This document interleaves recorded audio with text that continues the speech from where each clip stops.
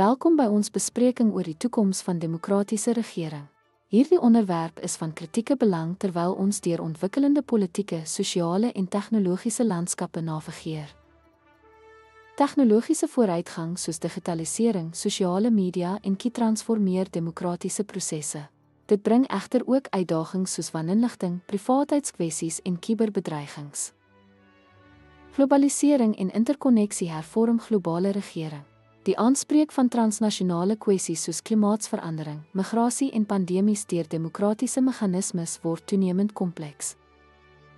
Ons is getuie van die erosie van demokratiese norme met die opkoms van populistiese bewegings en autoritaire neigings. Dit bedreig vryheid van spraak, media onafhanklikheid en burgerlike vryhede. Inklusiewe regering is noodsaaklik vir die toekoms van demokrasie. Die bevordering van inklusiwiteit, billikheid en verteenwoordiging help om sistemiese ongelykhede, marginalisering en diskriminasie aan te spreek.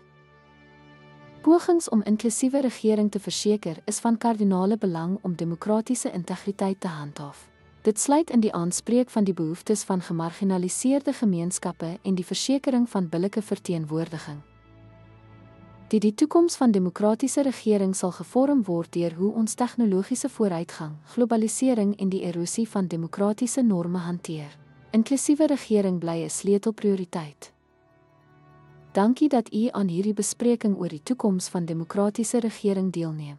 Om hierdie dinamika te verstaan is noodsaaklik vir die bevordering van 'n veerkragtige en inklusiewe demokratiese samelewing.